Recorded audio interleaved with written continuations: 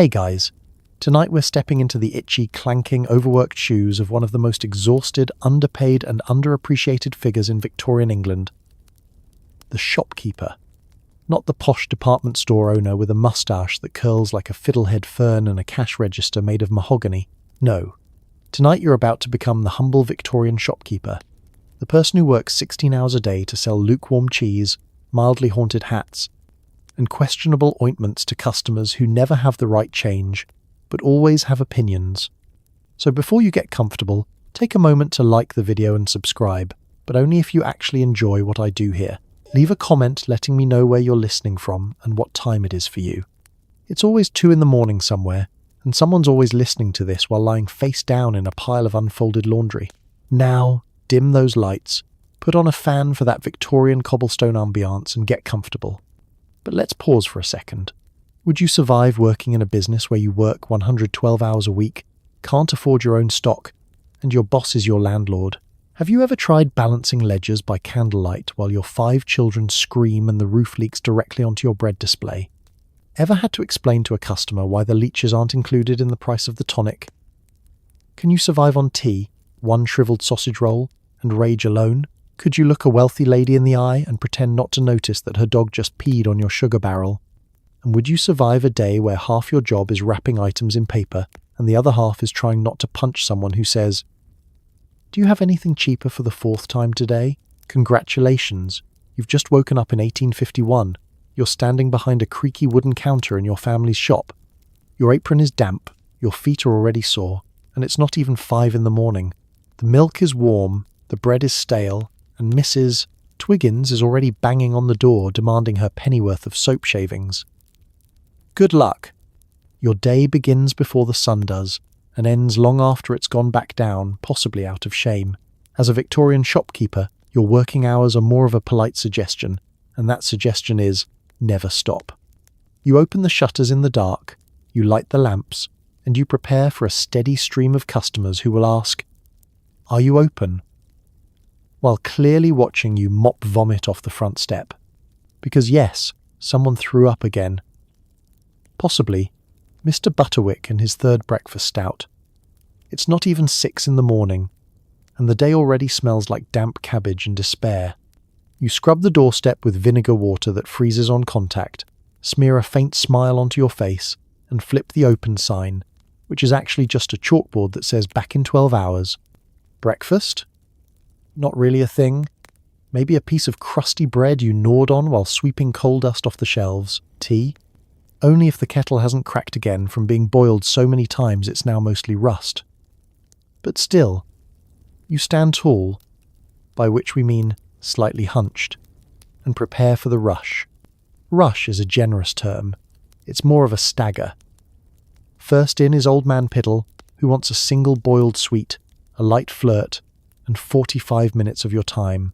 He doesn't actually buy anything unless you count his steady offerings of pocket lint and unsolicited opinions. Then there's Miss Larkin, who smells of lavender and doom, and spends each morning rearranging the biscuit tins for your own good. You thank her. You hate her. You pretend it's fine. By mid-morning, you're halfway through your 3rd roll of paper, your feet are starting to go numb, and the coal delivery hasn't arrived. Again. You're trying to sell pickled onions next to frozen sponges of butter and jars of what may or may not be preserved eel. It's hard to tell anymore. Everything smells faintly of brine and regret. Lunch? In theory. In practice, it's a cold turnip eaten in 6 bites between weighing out barley and yelling, "Don't touch that," at a child trying to lick your jar of cough lozenges. You've stopped tasting food. You just absorb it. Like moss. Time doesn't pass in a shop. It mutates. Noon feels like it was a week ago. 3 p.m. hits like a brick wall of fatigue and foot sweat. Your hands are cracked from soap. Your lips are dry from saying, "We don't sell sausages," and you've wrapped so many parcels in brown paper you're starting to dream in twine. And still, people pour in. After school, a gang of children descends like sugar-seeking bees. They slap coins on the counter and argue about how many licorice sticks 1 penny can buy. You do the mental arithmetic of a weary god. They leave sticky fingerprints, laughter, and the lingering smell of boiled feet. The light outside fades. The gas lamps inside flicker like they too want to go home. You look down at your apron, realize it has at least 4 new stains, and none of them are from anything you remember selling. By the time the last customer leaves, usually someone needing exactly 1 candle, a spoon, and a firm conversation about the price of molasses, you want nothing more than to melt quietly into the floorboards. But you can't. Because now you have to restock, rewrap, resweep, reset the window display that someone's toddler sneezed directly into. You count the till under the wheezing glow of the lamp. Your fingers fumbling over sticky coins and a mysterious button someone apparently used as legal currency. And then finally, you close the shutters, you snuff the lights, you breathe. It's 10:47 p.m. The day is done. Until tomorrow, when it all begins again, slightly dustier and a little more absurd. Congratulations! You've survived another day in Victorian retail. Breakfast, in theory, is the most important meal of the day. Unless you're a Victorian shopkeeper. Then it's a half-burnt crust of yesterday's bread, dunked in something resembling tea. You eat standing up, while restocking the pickled onions and yelling at your children to stop licking the weighing scales. This is not a peaceful morning routine. This is culinary triage conducted between retying the shop's front awning and chasing a feral cat out of the dried peas bin. You have precisely 6 minutes to shovel food into your mouth before the first customer arrives with a question so specific and deranged it could only exist in 1852. Do you have beef suet that hasn't offended the Queen? The tea, if you can call it that, is mostly hot water with memories of leaves. It was steeped once, reused twice, and now tastes like regret in liquid form. Sugar? Only if you're one of the elite 4% who can afford it. The rest of you? You get a single grain of sweetness, rationed like gold and stirred in with such reverence it might as well be a religious ceremony. Your bread is less of a loaf and more of a weaponized crouton, baked 3 days ago, dropped twice, and now sporting a new texture that could sand a chair leg smooth. You don't chew it so much as engage it in mortal combat. There is no butter. Butter is what your landlord eats while charging you double rent because your sign squeaks too enthusiastically. And no, you don't get bacon. Bacon is for landowners, newspaper editors, and people who don't sleep next to their entire inventory of vinegar bottles.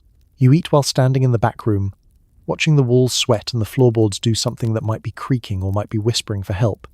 Meanwhile, your children, who are technically supposed to be helping in the shop, are instead involved in some sort of unsanctioned sugar cube fight. You step over your youngest, who has tied string around her own ankles for reasons unknown, and you try to enjoy your breakfast while she loudly declares that the flour sack is her new house.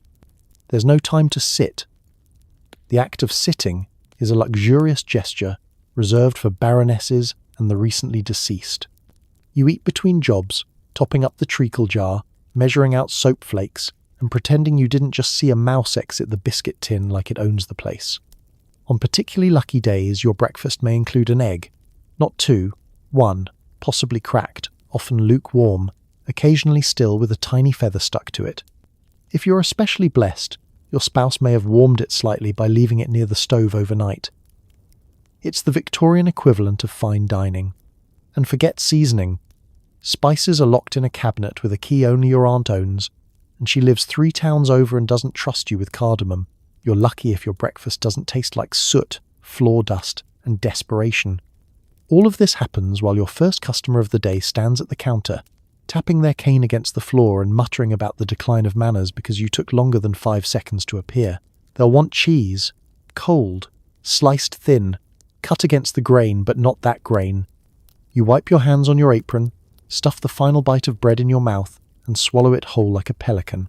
It lands in your stomach with a thud, and that's the last thing you'll eat until dinner, which will be served somewhere around whenever everyone else finally leaves you alone. So no, breakfast doesn't fuel you. It doesn't warm you. It doesn't nourish you. It simply happens, quietly, in between everything else. A brief moment of caloric hope in a day, powered mostly by fumes, panic, and the fear of running out of boot polish. But hey, at least the tea's lukewarm. That's practically luxury. Setting up your shop window isn't just about attracting customers. It's about survival. one crooked jar of barley sugar, and the next-door shopkeeper, Mr. Pinchley, will mock you mercilessly. Every morning, you battle smudged glass, limp bunting, and the eternal struggle of trying to make coal scuttles look festive. You rise before dawn to arrange your wares, cautiously. Because one misstep, one slightly askew tin of boiled sweets, and your entire reputation is ruined. Mrs. Fothergill will walk past, peer in disapprovingly, and whisper to her friend, "It looks tired," like it's been sneezed on. And just like that, you've lost a week's worth of foot traffic. Your window is your battlefield, your brand, your open invitation to the strolling, suspicious masses of Victorian England who window shop as a blood sport. You have approximately 6 square feet of warped glass and half-rotted shelving to display your goods, and you must make them sing. Not literally, of course, although once your uncle did try attaching bells to a ham, and now he's banned from the Butcher's Guild. The problem is, your goods are not inspiring. You sell necessities. Grey soap, grey fabric, grey flour, all of it the same shade as a rainy Tuesday. You try to inject a little excitement by artfully arranging the dried beans into a heart shape, but a rat walks across it before you finish. You sigh. Back to plan B. Pile them in a tin and pretend it's rustic charm. Meanwhile, Mr. Pinchley next door, your arch nemesis, and a man whose moustache looks like it was forged in anger, has somehow turned his shop into a miniature Buckingham Palace. Ribbons draped like royal regalia, candlesticks aligned like soldiers, a sign that glimmers even when the sun doesn't cooperate, which is most days in England. Or a second cousin in haberdashery. You once saw him polishing his window with vinegar and newspaper at 5 a.m. while wearing gloves. Gloves. You, meanwhile, are wiping your glass with a damp rag that may or may not have been used to clean up a treacle spill in 1852. Victorian window design is governed by unwritten laws. Bread must look abundant. Fabric must billow mysteriously. Candies must be stacked precariously high, in a way that says both luxury and may collapse at any moment. If you display a cabbage, it must be the right kind of cabbage. Not too leafy, not too soft. There is such a thing as cabbage shame, and you've lived it. You try to add some flair, a bit of ribbon here, a hand-painted price tag there, but everything droops. The string sags, the chalk smudges. You arrange a pyramid of shaving soap tins, and turn around for one moment, and your toddler has drawn a smiling face in the condensation with what appears to be mustard. Still, you persevere. You try themes. Harvest Festival, Queen's Jubilee. Please come in. We're open and desperate. You spend hours hand-lettering a sign that says fresh pears, 2 for a farthing, only to realise after it's dry that you don't actually have any pears. Now you're a liar with beautiful penmanship. Children press their faces to the glass, leaving greasy smears. Dogs pause to sniff the wicker basket display and then commit unspeakable crimes. A gust of wind knocks over your flour barrel tower, and suddenly you've recreated the Great London fog indoors. Passers-by cough and assume you're selling soot. And yet, when it all works, it's magic. Someone stops, stares, smiles. They come in. They buy something. You feel like royalty. You dust your apron, straighten your shoulders, and allow yourself one glorious second of smugness. Then Mr. Pinchley unveils his new sign, painted by an actual artist, featuring cherubs, gold leaf, and possibly a live duck. You cannot compete with that. But you'll be back tomorrow, at dawn, with vinegar, a broom, and just enough spite to keep going. Because in the Victorian window display wars, there are no winners, only survivors. There's always one. Actually, there's always 10. The woman who wants a spool of thread the exact colour of regret. The man who insists your candles are too candly. And the worst. The one who spends an hour browsing and leaves with nothing but a huff and a trail of crumbs. You stand there, day after day, behind the counter of your Victorian shop, quietly observing the slow march of humanity at its most indecisive. The woman looking for that thread? She brought fabric for comparison. It's beige. But not that beige. It's mourning beige, as she explains. It needs to evoke loss, but also optimism. You offer 24 shades of beige. None are quite right. She leaves with a peppermint and a mild threat to write a letter to the Times. Then there's the man who swears your candles are too uniform. He prefers them handmade, uneven, possibly lumpy. You don't know what reforms he means, or if they even happened, but he walks out mid-sentence after sniffing all 16 varieties and muttering modern rubbish under his breath. One woman comes in daily, rain or shine, to ask if you stock Spanish olives. You do not. You never have. It's written on the door. No. Olives. But she asks anyway, in the same tone one might use at a séance. You begin to suspect she doesn't even want olives. She just wants you to suffer. Some customers enter with the quiet intensity of a detective solving a murder. They touch everything. They lift lids, unfold linens, prod the cheese with the tip of a parasol. You ask, gently, if they need help. I'm just looking, they say, without making eye contact. An hour later they leave, having tasted 3 lozenges and left your licorice display looking like it was mauled by a raccoon. Then there are the haggling philosophers. They believe everything is negotiable. A halfpenny for soap? Outrageous. They'll offer you a farthing and an anecdote about how, in 1836, soap was free and came with a complimentary biscuit. You try to explain inflation. They try to explain that you're a villain. The worst offenders are the vague ones. The ones who say, I need a thing for a friend, for a situation. You ask what kind of situation. They say delicate. You're now playing a game of Victorian 20 questions, trying to deduce whether they need a handkerchief, an ointment, or discreet poison. You hand them a jar of camphor. They nod solemnly. This will do. You never see them again. And of course, there are the sniffers. The people who walk in, take the lid off everything they legally can, and sniff it. Sometimes they ask first. Sometimes they don't. You once caught a man sniffing a box of pegs. Just standing there, eyes closed. Deep inhale. You didn't ask why. You just quietly sanitized the entire shelf with vinegar afterward. Not to be forgotten are the shoppers with their own logic. Is this mustard? They ask, holding up shoe polish. No, you say.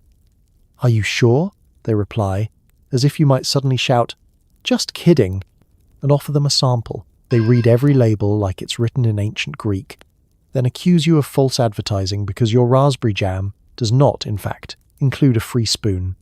You smile through all of it, because in the Victorian shopkeeper's code, customer confusion is just part of the ambiance. You are the therapist, the translator, the referee, and occasionally the hostage. And when they finally leave, without buying a thing, they always say the same thing. I'll have a proper look next time. You nod. There is no next time. They'll be back tomorrow. Asking for Spanish olives. Again. You try to be polite. You really do. But then 4 sticky Victorian children burst into your shop like feral weasels, poking the cheese, fondling the licorice, and attempting to buy sweets with a dead moth and half a button.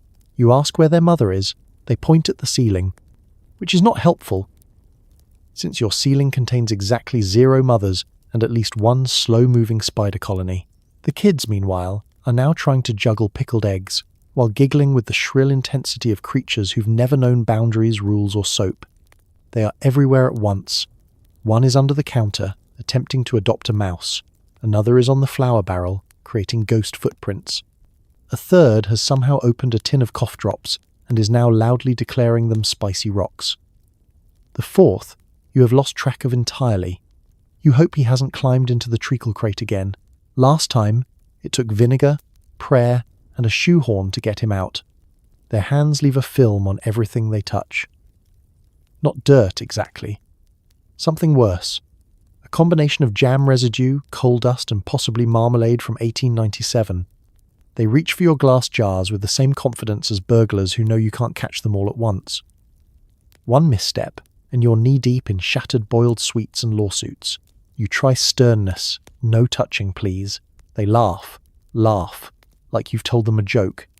The tall one, a girl with a face like a mischievous angel and the hands of a pickpocket, asks if she can have a sample of the medicinal licorice. She doesn't cough, she doesn't blink. You suspect she has a career in politics ahead of her. And here comes the haggling. "We have tuppence," they announce proudly, slapping it on the counter. Then they produce a broken thimble, a beetle in a matchbox, a suspiciously clean chicken bone, and a drawing of what might be your shop on fire. "How much can we get for all this?" they ask. You say a peppermint each. They respond with the quiet disappointment of investors whose stock has underperformed. Then begins the great debate. "I want the striped one." "No, I want the striped one." Well, you licked it. And that's disgusting. A physical altercation breaks out behind the barley bin. You intervene, handing out 3 plain sweets and one that looks vaguely like soap. Nobody's happy. But they accept your judgment as though you're some kind of sugar priest. You assume this is the end. It is not. The smallest child, who has said nothing, done nothing, and moved like a tiny Victorian ghost, has quietly opened a barrel of pickled herring and is attempting to feed it to a decorative hat. You do not know why. You do not ask. You simply replace the lid and promise yourself a stiff drink later. Eventually, after what feels like a week but is probably 17 minutes, they leave. The bell above your door rings one final, judgmental ding. Silence returns. You look around. Your licorice is fondled. Your display of tooth powders is knocked over. A single sock has been left on a chair. You do not know whose sock. You do not want to know whose sock. But here's the thing. They'll be back. Children, like pigeons and unpaid debts, always return. Their parents use your shop as an informal nursery. "Go visit Mr. Shopkeeper," they say. "He loves children." You don't. You respect their cunning, their resilience, their ability to locate every unstable shelf in the room. But love is a strong word. And so, the next time the bell rings and you hear the squeals of laughter, the scurry of boots, and the clatter of a tin falling somewhere behind you, you sigh. You straighten your apron. You prepare for chaos. Because in Victorian England, there are 3 certainties in life: death, taxes, and small children trying to barter for licorice with a dead beetle and a dream. Where did all the barley go? You're sure you ordered enough flour to last the month, and yet it's vanished, along with 3 pounds of treacle and a tin of boot polish. You start to suspect the shop is either haunted, or your eldest son has developed a taste for paste. The problem begins subtly. One day, the sugar jar is a little lower than you remember. The next, the dried beans have migrated 2 shelves over, and someone scribbled a smiley face into the molasses crust on the lid. You ask your apprentice, who is 12, vaguely named Ernest, and always mysteriously sticky if he's seen anything. He says no with the blank stare of someone deeply guilty and emotionally unavailable. You don't trust Ernest, or the cat, or the children who treat the shop like a personal buffet. Inventory disappears. Silently. Items that were once real, stacked and counted and priced in your best handwriting, now exist only as memories. You know you had 3 tins of condensed milk. You saw them. You petted them. Now you have one. A note in childish handwriting that says "not sorry," and a spoon wedged behind the counter. The flour barrel, once your proud, puffed-up centerpiece, has somehow lost 10 pounds in a week. You have not sold 10 pounds of flour. You have not sold 2. But the floor is covered in pale footprints, and someone has drawn what appears to be a horse on the wall in dough. You begin to suspect the mice have unionized. Then there's the soap. One day it's there, a neat stack of lemon-scented rectangles. The next, the stack has collapsed, and someone has been carving rude faces into them with a fork. You confront your youngest, who claims the soap looked bored. You try to remain calm. You fail. You set traps. You label shelves.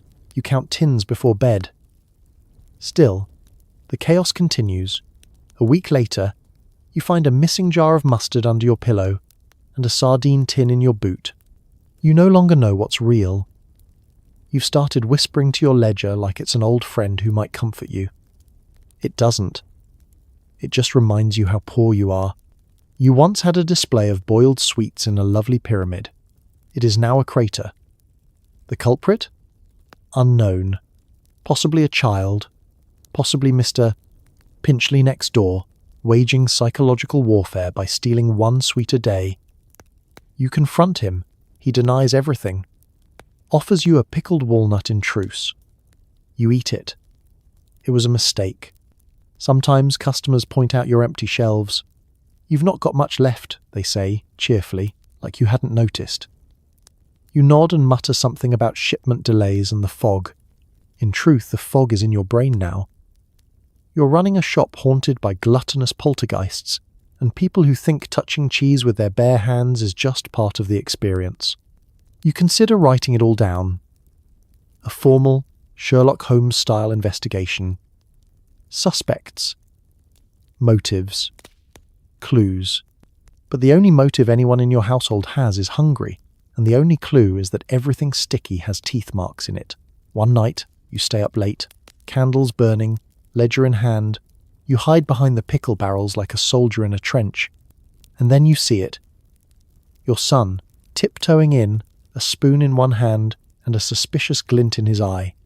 He dips into the treacle tin, looks around, and whispers, "I regret nothing." You don't even stop him. You just sigh, mark it in the ledger, and mentally subtract a shilling from your future happiness.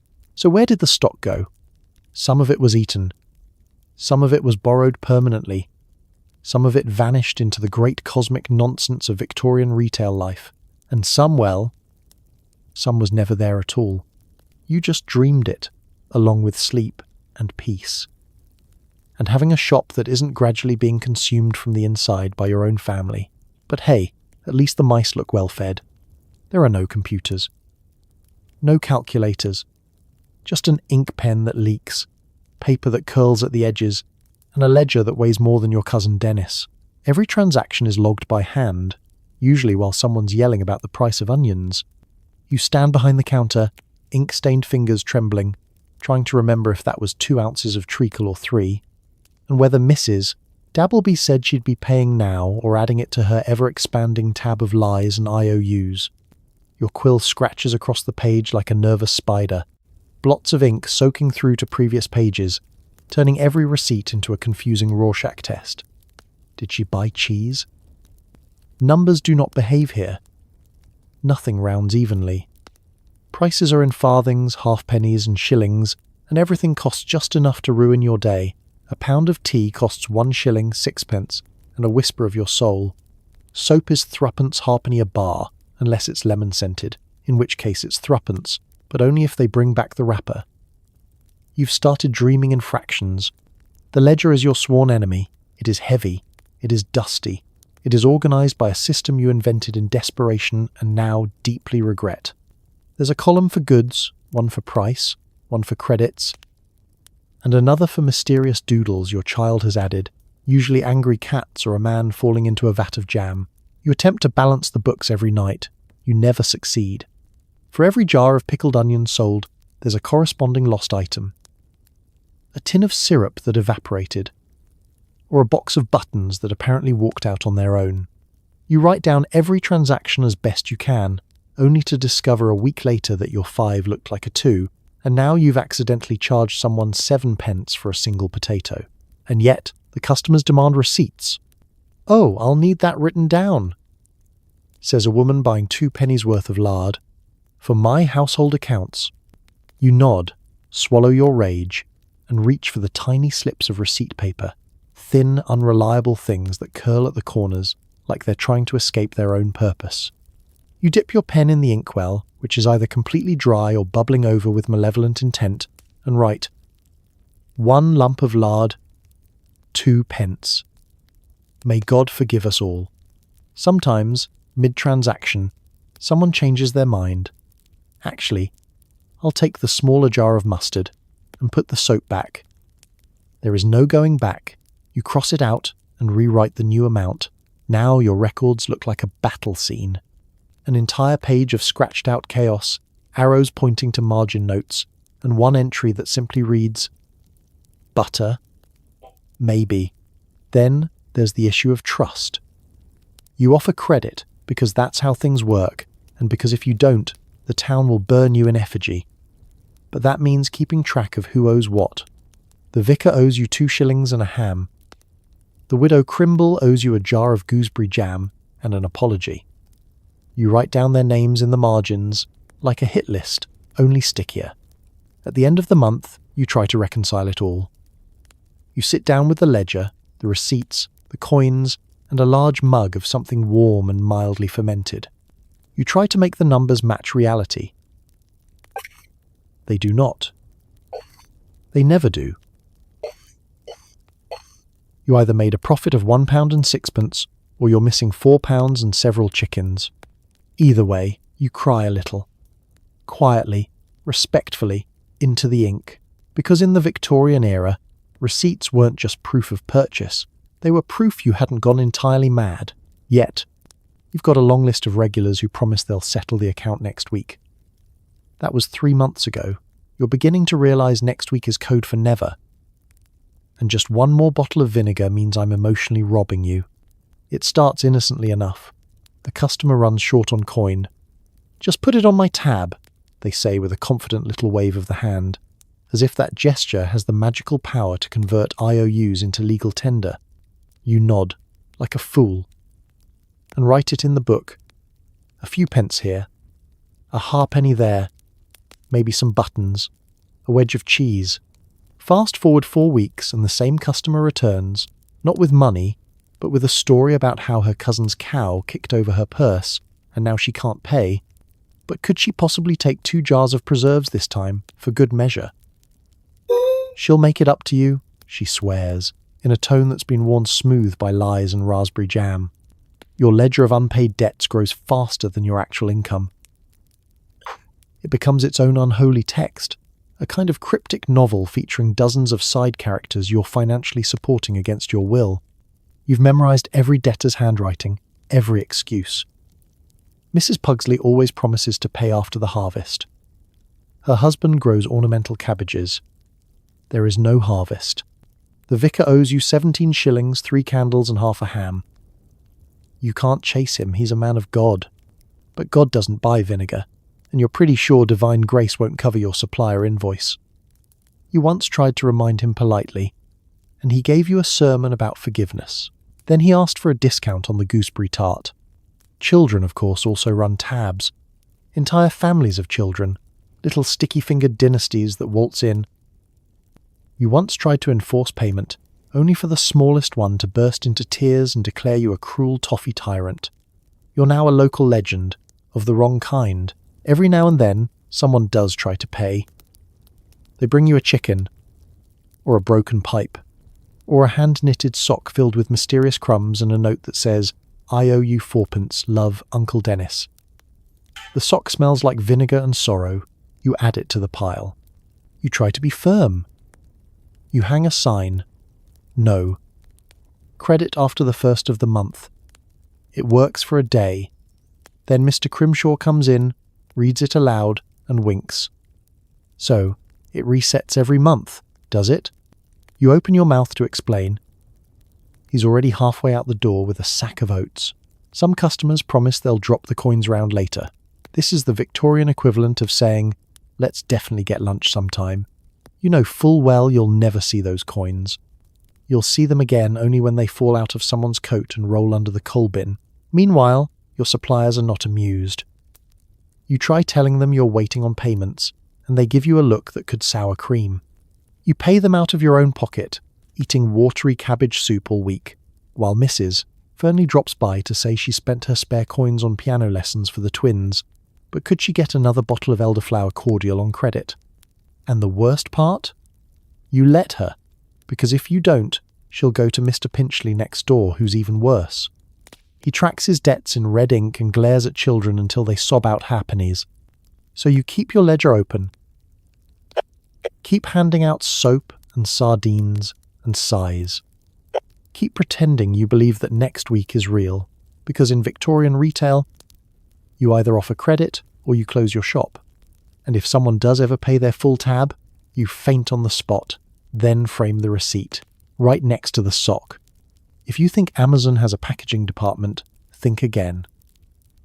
Every single item, from a single nail to a jar of marmalade, gets wrapped, folded, tied, and handed over like a baby. You've developed carpal tunnel and a lifelong resentment of string. It starts early in the day. A woman enters, buys 2 ounces of barley sugar, and insists they be wrapped separately, one for her and one for her cousin, who believes sweets absorb bad spirits if they touch. You oblige.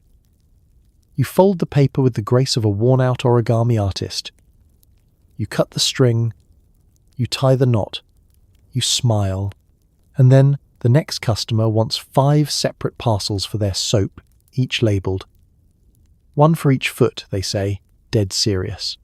You are the packaging department, the labelling department, and the entire logistics operation rolled into one underslept human being with inky fingers and string burns.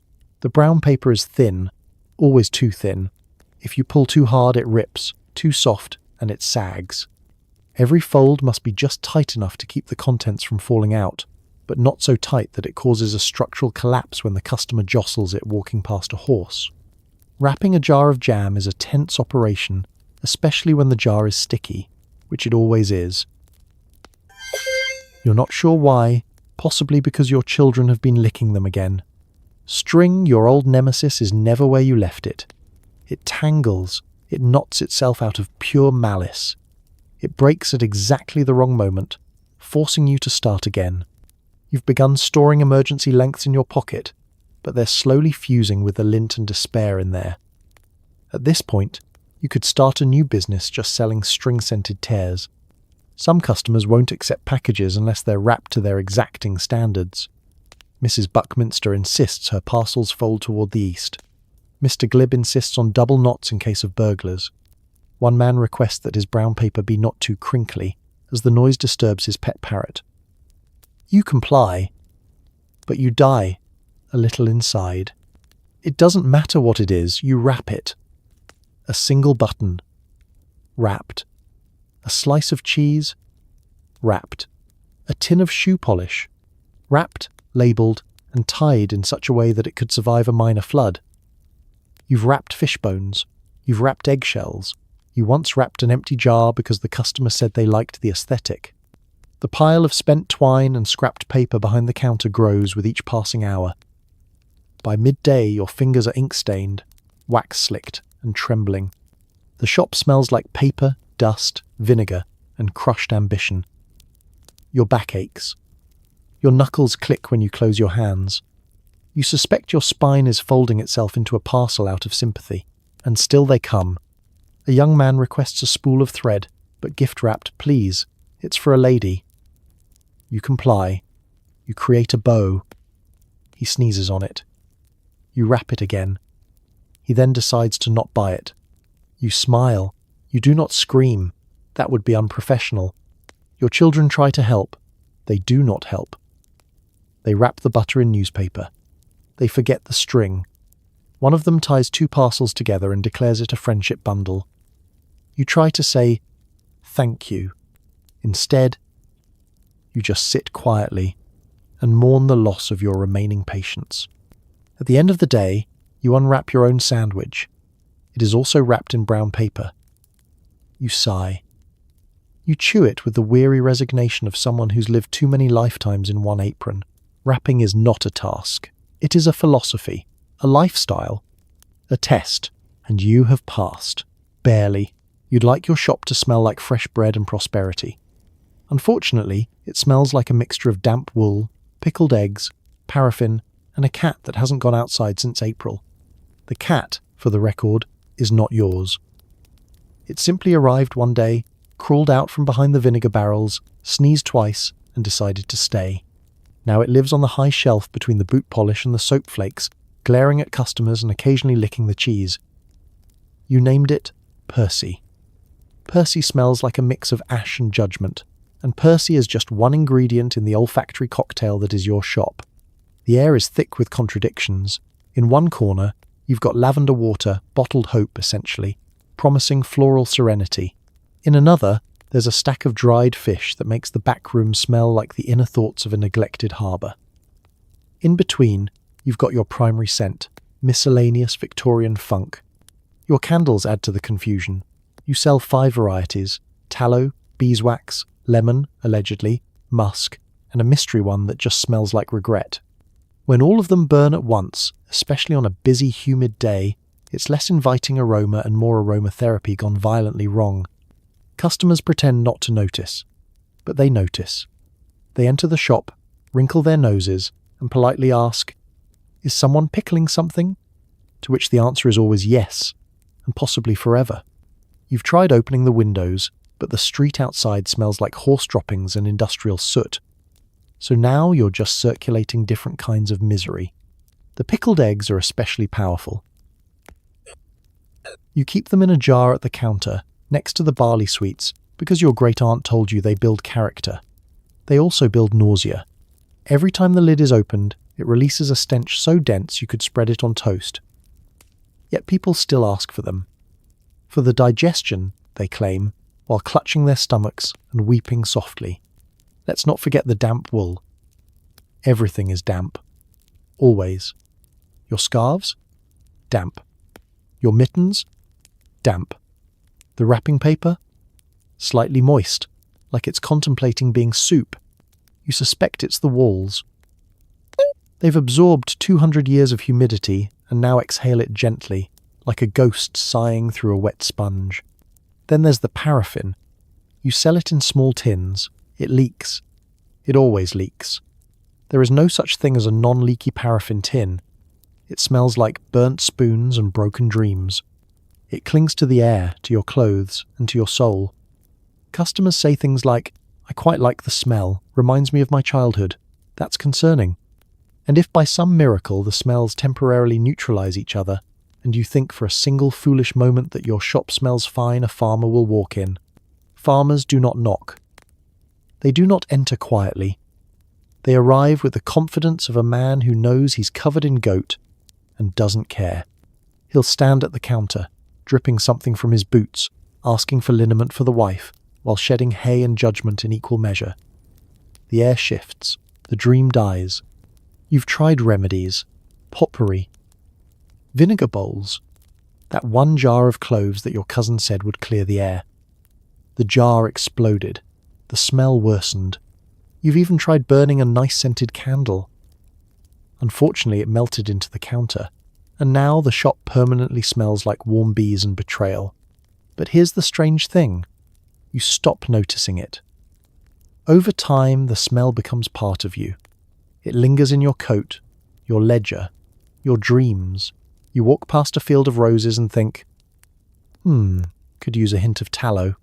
The shop smells like effort, like long days, cold hands, and too much vinegar.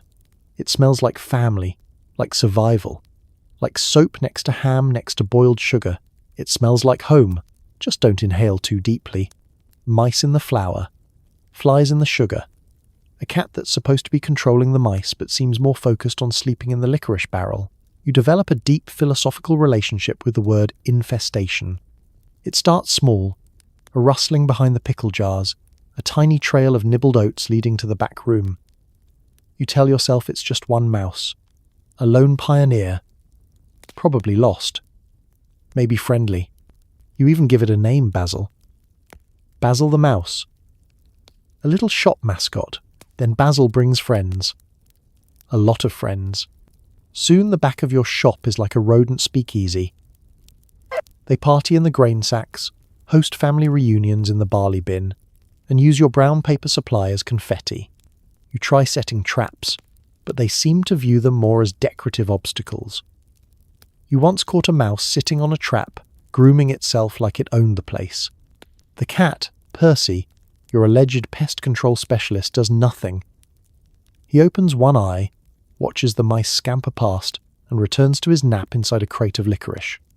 You try bribing him with fish. He accepts the fish, eats it indifferently, and proceeds to vomit it into your ledger. You consider hiring a proper mouser. You post a sign in the window. Help wanted. Must hate mice.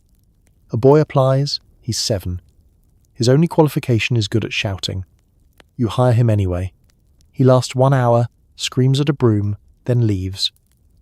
The mice throw a small parade, and mice are just the beginning. Flies arrive in the summer, clouds of them, dancing around the vinegar bottles like it's a formal ball. They get into everything. They buzz near customers' ears. One flies directly into Mrs. Brattleby's hat, causing her to scream, slap her own forehead, and accuse you of cursing her bonnet. She now shops at Mr. Pinchley's. The sugar attracts ants, bold ants, ants with leadership structure and possibly a charter. You catch them building a bridge between the counter and the syrup jars. You destroy it. They rebuild it, stronger, better, faster. You begin to suspect they're plotting a coup. There are weevils. In the flour. In the rice. Possibly in your dreams. You scoop out the top layer, only to find more. You're now at war with an entire ecosystem. You can no longer tell whether the grain is moving from a breeze or from within. Either way, no one's buying it. You once find a beetle in the boot polish. It's wearing a smug expression. You flip the tin shut and pretend you didn't see it.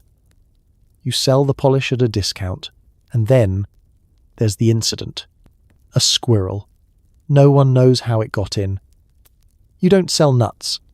It rampaged through the spice shelf, knocked over your finest jar of imported cloves, and fled through the front window in a blur of fur and fury. You try to explain this to your supplier. They dock your payment and suggest stronger shutters. Your shop is not just a shop. It's an unsanctioned wildlife preserve. You try everything. You hang mint. You burn herbs. You read that lavender repels mice. You sprinkle it liberally. The mice begin sleeping on it. You think one of them winked. Eventually, you give up trying to completely win. You learn to live alongside. You keep the sugar jars sealed. You double wrap the cheese. You tell customers, we keep pets, but they're very discreet. In time, the critters become part of the atmosphere. Customers expect it. Oh, there's a fly in the vinegar, they say. You nod. 2 for 1 today, you reply. They smile, because this is Victorian retail. You don't run the shop, you share it, with the mice, the flies, the cat, and the growing sense that nature is winning, quietly, persistently. 1 licorice barrel at a time. You wear the same apron for weeks. Your shirt is sweat glued to your back by 10A, and your shoes were made for someone with square feet and no soul. Your fingers are permanently ink-stained and smell faintly of vinegar and regret. There is no such thing as comfort in Victorian shopkeeper attire. What you wear is not so much clothing as a punishment you tie around your own body every morning. Layers upon layers, each more unnecessary than the last. You start with a shirt that's made of something claiming to be cotton but feels more like damp parchment. Add to that a vest that traps body heat like a cursed sponge. Top it off with a stiff wool coat that would rather catch fire than bend at the elbows. Then comes the apron. It was white once. Now it's merchant beige, a colour achieved through a careful blend of soot, syrup, and whatever you stepped in yesterday. You wear it with pride. And shame. And the occasional pin because you've mended it so many times it's more patched than original cloth. Your trousers are made from the sort of material that resists movement. Standing still, you look respectable. Attempt to crouch, and you'll feel like you're losing a game of Victorian origami. Sitting down is a luxury you don't have, so that's fine, until you have to reach the bottom shelf for a tin of powdered mustard and accidentally split a seam in front of the vicar. And the shoes. Ah, the shoes. Imagine wooden bricks. Now imagine they have laces. That's your footwear. They rub your ankles raw by midday and squeak with the determination of a man begging to be put out of his misery. You tried stuffing wool in the heels once. The wool escaped. The mouse living in the sock drawer took it as a wedding gift. Your hat, because of course there's a hat, is not optional. It's a soft, slouching cap that smells vaguely of pipe smoke and pickled cabbage. It serves no practical purpose except to inform the world, this person has not slept in 3 days. Children attempt to knock it off as a sport. Sometimes you let them. Just to feel something. Ink stains are your eternal accessory. You cannot remember the last time your hands looked like hands. Your right thumb is permanently smudged. Your left index finger has developed a callus that resembles a tiny spoon, and there's always a mysterious blot somewhere on your collar, like a fashionable bruise. There are no seasonal adjustments. In the summer, you sweat until your socks dissolve. In the winter, you freeze so stiff that customers assume you're part of the furniture. You tried layering scarves once. They caught on a barrel and pulled it over. Now you stick to a single woolen wrap that smells like despair and cough syrup. Your spouse offers to mend your clothes, and does, occasionally, often with whatever thread is closest. You once had a sleeve sewn back on, with pink embroidery floss. It matched nothing and everything all at once. Mr. Pinchley next door called it charming. You called it Tuesday. Even your underthings rebel. The long wool drawers are scratchy. The shirt collar is made from something designed to punish the neck. You've begun having vivid dreams about elastic. You don't know what it is, but you need it. And somehow, despite all of this, despite the stains, the sweat, the scratchy woolen noose you call a collar, customers still find something to critique. "Oh, looking a bit rumpled today, are we?" one woman says. While rearranging her bonnet like it's being judged by angels, you smile, you adjust your apron, you try not to sob, because in the world of the Victorian shopkeeper, fashion is not about style. It's about endurance. It's about surviving 14 hours in a wool cocoon with dignity, ink-stained hands, and the faint smell of marmalade haunting your hems. And no, you may not take the apron off. That's how the mice get in. Victorian England means the weather is bad even when it's good. Rain drips in through the roof, the wind whistles through the door frame, and customers always stand with the door open just for a moment, long enough to let a small hurricane in. You tried fixing the door. You really did. You hammered it. You oiled the hinges with something that may or may not have been goose fat. You even wedged a boot under it once, which only resulted in someone tripping and launching a jar of pickled onions into orbit. The door remains defiantly ajar. It creaks when the wind blows and flaps like a chicken on a deadline. Rain sneaks in through invisible gaps. It drips from the ceiling onto your counter, your ledger, and once, directly into your tea. You've taken to rearranging items according to drip patterns. The dried goods go to the back. The vinegar gets a hat. You've tried stuffing the doorframe with rags, but they soak through by noon and begin to smell like something between wet dog and fermented sock. Your entire shop has a slight lean toward mildew. And the wind. Oh, the wind. It howls through the cracks like a pack of ghost wolves on laundry day. It rattles the jars. It flutters the receipts. It flips up your apron at inopportune moments. It carries smells in from the outside, horse, coal, smoke, and someone's boiled cabbage 2 streets over. You've nailed shut the back window, stuffed the keyhole with old newspaper, and hung a curtain made from a retired shawl. But still, the cold finds you. It clings to your bones, seeps into your tea tins, and whispers rude things to your ankles. Your breath fogs in the air like you're running a tobacconist out of a glacier.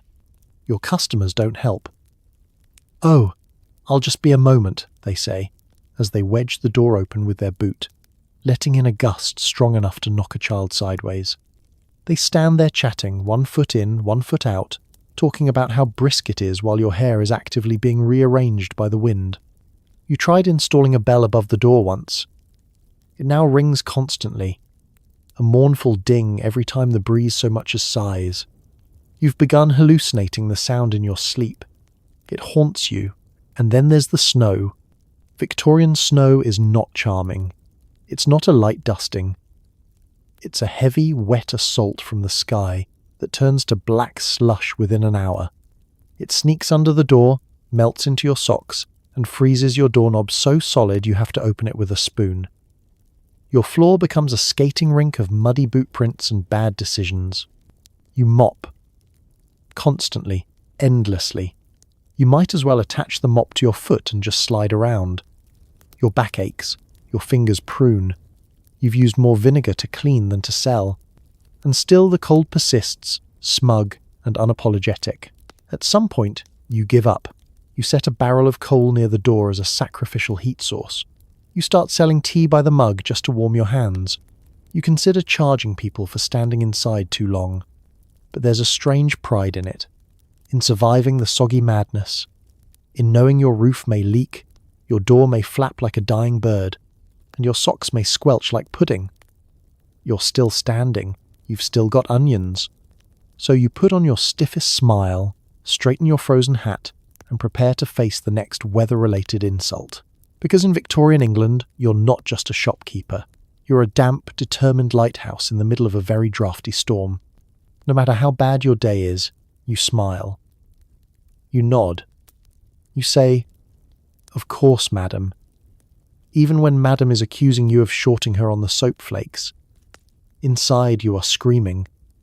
But outside, politeness, always. It's an unspoken rule of Victorian shopkeeping. You are not a person. You are a counter-shaped emotional sponge with eyebrows that express mild concern and nothing more. Your back may ache. Your shoes may be full of rainwater. And your ledger may reveal that you are, in fact, 2 away from bankruptcy. But none of that matters. Because Mrs. Featherstone needs to lecture you about the moral decline of marmalade labelling, and you must look fascinated. You are a master of small talk. You nod in the right places. You say things like, "Oh, indeed," and that's quite something regardless of whether someone is telling you about their bunions or the price of pig knuckles in Chichester. Your tone never wavers. Your eye twitches slightly, but only behind the safety of a deep shelf. Even when the customer is objectively wrong, say, demanding that their purchase total of 9.5 pence be rounded down to something reasonable, you smile. You smile because if you don't, they'll tell the whole village you're unfriendly, and then you'll be left with nothing but unpaid credit slips and 17 tins of pickled beets no one wants. You suffer through monologues, long ones, often from people who have just wandered in to warm up and now feel compelled to recount the full history of their cousin's tooth extraction. You listen. You nod. You pretend to take interest while slowly wrapping a half-pound of soap like it's a sacred object. Sometimes the cruelty is casual. A man will knock over your jar of barley sugar, look you dead in the eye, and say, "You should secure that better." A child will drop a candied plum into your boot and declare you a trap. Mrs. Brambleby will accuse you of giving her the wrong shade of brown and demand you refund a spool of thread she bought 3 months ago. Still, you don't crack. Your suffering is internal. It festers in your spleen, settles in your bones. You smile wider. You say, "Let me just fetch another," and you go into the back room to scream silently into a sack of flour. You are perpetually apologizing. For things you didn't do, for things that didn't happen, for existing too close to someone's shopping basket. "So sorry, madam," you say, as she elbows you aside to examine the dried figs. "My fault entirely." You become a contortionist of courtesy. You maneuver past rudeness with elegance. You thank people for insults. You hold the door for those who would sooner throw you under a tram, and when they finally leave, after spilling sugar, arguing about butter weights, and sneezing directly onto your hands, you say, "Have a lovely afternoon." Because you must. You have no choice. Reputation is everything. You're a Victorian shopkeeper, not a human being with feelings and a slow-simmering migraine. No, you're a delicate blend of diplomacy and despair wrapped in a vinegar-scented apron. And don't think going home helps. Your spouse wants to know why the cat smells like licorice again. You try to complain, but then someone knocks at the back door needing a last-minute jar of mustard on credit, dear. So you smile. You are polite. You suffer. In silence. Because to be a Victorian shopkeeper is to be a master of poise, patience, and the precise art of screaming on the inside while handing someone their change with 2 polite nods and a receipt that smells faintly of hopelessness and string. Once a month you count everything in the shop. Every single thing. Buttons. Beans. Shaving mugs. You start seeing counting beans in your dreams. You wake up yelling 13.5 yards of muslin. Into the night. Inventory day is less of a task and more of a spiritual reckoning. It begins with good intentions, a fresh sheet of paper, a sharp pencil, a mental pep talk. This won't be so bad, you whisper to yourself.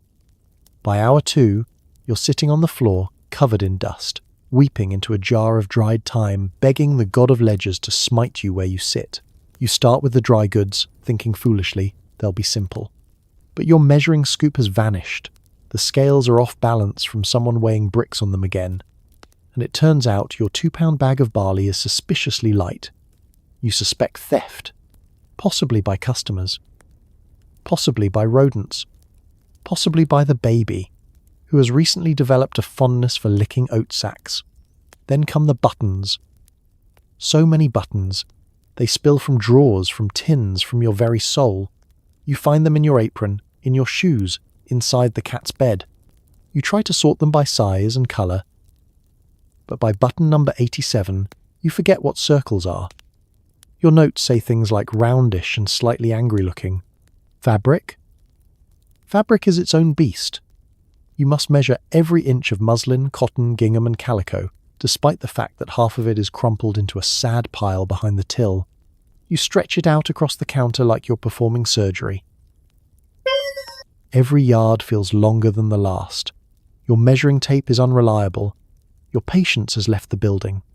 Somewhere in the middle of it all, you knock over a shelf of candle stubs. They clatter like judgment across the floor. You pretend this is fine. You pretend everything is fine. You write down misc, candle fragments. Several? And move on. The jars are the worst. Pickles, jam, ink, treacle. Each must be lifted, inspected, and counted. You lose track halfway through. Did you already count that jar of gooseberry jam? Or was it the one next to it? You go back. You recount. The numbers don't match. You scream softly. Customers, of course, do not respect inventory day. They wander in, pick things up, move things, and ask casual questions like, "Do you have more of this?" while holding a completely unlabeled object that may or may not belong to you. A child eats a licorice rope mid-count, and now you're left with approximately 5.7 pieces in stock. Your spouse offers to help. You regret accepting this almost immediately. They count out loud, get distracted by an argument about how that spool was already there, and insist that a cracked mug doesn't count if it still holds tea. You consider counting them as one unit of mild sabotage and deducting it from next month's inventory. Eventually, the numbers begin to blur. You forget what's been counted and what's just haunting your peripheral vision. You write down question marks. You sketch the vague shape of a broom and hope future. You will understand what it means. By nightfall, the shop is a disaster. Papers everywhere. String tangled, a list of totals that make no mathematical sense and include at least one entry for one ghost. You sit, hunched and broken, scribbling the final tallies while the cat chews on a pencil. And the best part? You do all this, so you can discover you've lost 5 tins of shoe polish, gained an extra half-pound of raisins, and are somehow now in possession of 17 bars of soap that no one remembers ordering. Inventory day is not a task. It is a curse passed down through generations, and you'll do it again in 30 days, unless the beans rise up and revolt first. Cures gout, improves complexion, relieves melancholy, and possibly scares away witches. That's what your labels say. That's what the tonic might do. But it smells like turpentine, and customers keep buying it. In the glorious chaos of Victorian retail, truth in advertising is more of a polite suggestion. You sell remedies that promise everything and deliver well. Something. Maybe a mild rash. Maybe hope. Maybe just a strong smell that clears the room. There's no regulation, no official testing, and definitely no one checking ingredients. You write your own labels, mostly based on hearsay, family legend, and a very sketchy medical pamphlet written by a man with a wax moustache and a vague title like Professor of Nerves. Your bestseller, Dr. Pellington's Universal Tonic. It's made from a secret blend of herbs, spices, alcohol, camphor, and possibly furniture polish. The label says it's guaranteed to restore vim, banish vapours, and stimulate polite digestion. It also says, in smaller print, may cause brief hallucinations or spontaneous honesty. You've only ever had 2 returns, and one of those was because the bottle exploded. Then there's the cough syrup. Technically, it does suppress coughing, mostly because it knocks the user out cold. It's 70% gin and 30% laudanum, and you once saw a rat drink it and lie down for a nap that lasted 2 full days. Customers swear by it. "Tastes like cherries," says one woman. You nod. It's flavoured with actual cherries and possibly lamp oil. You also sell tooth powders, which claim to whiten and strengthen even the most rebellious molars. They contain chalk, salt, mint, and something vaguely metallic. Your teeth feel cleaner, sure. They also feel slightly magnetic. One man claimed he could hear telegraphs after brushing. He bought 3 tins. Your facial cream? Made from lard, lavender, and crushed rose petals, also beeswax. Also maybe just bees. The jar says, guaranteed to rejuvenate weary skin. It doesn't say how. You once tried it yourself. Your skin smelled like optimism for 6 hours. People believe in these products because they have to. Illness is everywhere. Doctors are expensive. Hospitals are terrifying. So, if a bottle says it can fix your spine, your stomach, and your eternal loneliness all at once, well, it's worth a try. Especially if it's on sale. But the truth is, you're guessing. Everyone is. You don't know if your hair tonic actually encourages growth or just encourages hats. You don't know if the restorative salt biscuits are doing anything besides making people mildly thirsty. You just smile, hand over the package, and assure the customer it's been very well reviewed by several robust aunts. Occasionally, someone does question the claims. "Are you sure this syrup reduces melancholy?" they ask. You nod solemnly. "Worked wonders on my cousin Jeremy," you say. You don't mention that Jeremy also took up interpretive dancing and now lives in a tree. They buy it anyway. You've developed a strong defense mechanism. Vagueness. Everything may assist with vitality. Nothing definitely does anything. Except the peppermint lozenges, which absolutely do freshen breath and possibly burn through enamel. And then there are the beauty products. Rouge made with beet juice and crushed brick. Eyeliner that smells like turpentine and makes your eyes water for days. Lip stain made from something your great-aunt only referred to as carmine beetles, dear. You don't ask questions, you just keep a straight face. The labels are poetic. For the easing of spirits and the lightening of gloom. To calm the nerves and encourage neighbourly thoughts. For the brave-hearted and sore-elbowed. You could write a novel with the side effects alone. In fact, you should. But no one sues you. No one demands a refund. Because if the tonic doesn't cure their gout, it at least makes them feel like it might. And in Victorian England, that's about as close to healthcare as you're going to get. So you cork the bottles, tie the tags, and carry on. Because hope sells, even if it smells like licorice and kerosene. You ordered supplies. You sent the boy to check. He came back with a note saying the cart broke a wheel. The driver took ill, and the flour fell in the river. Peabody is demanding her lard. You consider faking your own death. In Victorian England, there is no such thing as reliable logistics. There's no online tracking, no helpful. Your parcel is 10 stops away, no phone call to customer service.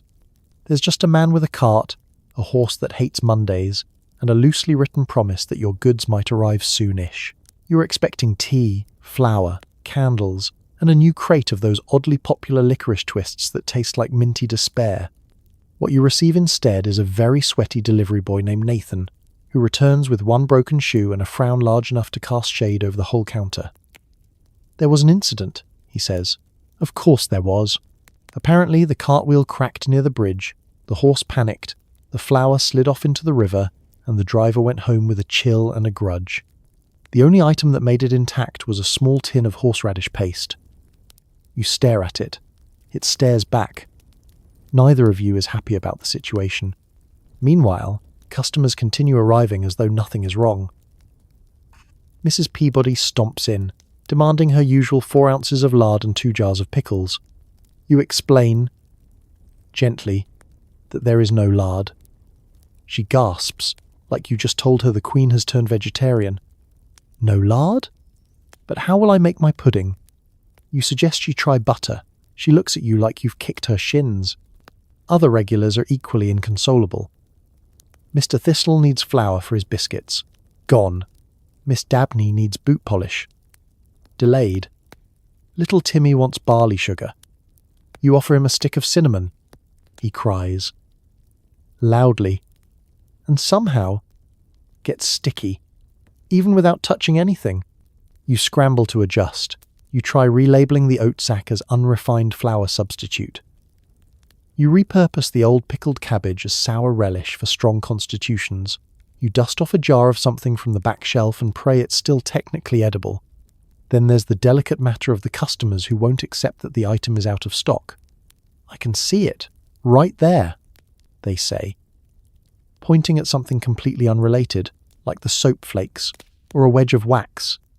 You attempt to explain. They accuse you of hoarding. One man offers to help you look in the back, and you have to bodily steer him away from the storeroom before he discovers your emergency raisin stash. Your nerves fray. You start writing desperate messages to the supplier. Please send goods. No more horse incidents. Consider boat. By midday, you've become an improvisational genius. No vinegar. Offer watered-down lemon juice. No muslin. Suggest airy cheesecloth with personality. No coal. Hand them a jar of treacle and say, for morale. The cat, sensing weakness, jumps onto the counter and sits directly on your last tin of cocoa. You do not remove him.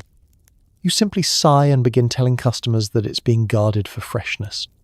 Eventually, someone brings news. A replacement cart is on the way. It should arrive by evening. You cling to this hope like it's a lifeline. You make signs. Supplies arriving soon, we hope. You write an apology chalkboard message. You draw a small cartoon of a frowning flour sack. Of course, the replacement cart breaks a wheel too. The horse bolts. The candles melt in the sun. You get a single crate of dried peas and half a spool of twine. That's it. You go home that night covered in chalk, vinegar, and exhaustion. The shop is half empty. Your reputation half shredded. But you survived, because in the world of the Victorian shopkeeper, the delivery never comes when you need it. But somehow, you always make do with half a crate, a teaspoon of hope, and the sheer force of your own slowly fraying willpower. Mr. Pinchley swears he's innocent, but you've seen him peeking through the curtain. He's copying your display, undercutting your prices, stealing your customers with his 2 for a penny pickled beetroot. The man's a menace. He plays the part of the cheerful neighbour, of course. Always a smile. Always a wave. Morning, he chirps, as though he isn't actively dismantling your business from 18 inches away. His shop shares your wall, your misery shares his smug expression, and somehow his floorboards are louder than yours. Even when he's not on them, you first suspected foul play when he started selling the same cough tonic you invented. Swindle's soothing syrup, a vaguely minty liquid you'd cobbled together from licorice, gin, and something labelled bitterroot. A week later, he was selling Professor Pritchard's pulmonary potion. Same colour, same label font, same misspelled elixir. Coincidence? You think not. Then came the displays. You spend hours crafting your front window with care. A tasteful pyramid of soap flakes, a cascading ribbon of muslin, a charming sign reading "New buttons have arrived." The next morning, Mr. Pinchley has new buttons. Also a pyramid. Also, somehow, your muslin ribbon, which you know you left on the counter. You accuse him gently. Funny, we seem to be selling the same items lately. He smiles. Oh, great minds, eh? Then he winks. Winks, like a man who's just poisoned your tea and wants you to admire his craft. His pricing is a constant act of warfare. You price your barley sugar at 4p. He makes it 3. You drop to 2. Your wax candles are the sad ones. The ones that lean like they've had a difficult childhood. Customers, fickle creatures that they are, flock to his door. He's just got that lovely new vinegar jug, they say, as though that's a reason to betray you.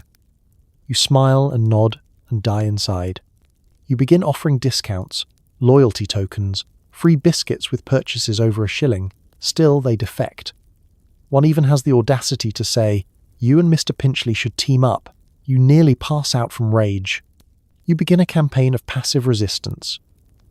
You rearrange your shelves to be louder. You hang a sign that reads, "Family owned since Wednesday." You place a crate of onions strategically to block his shop from the best light.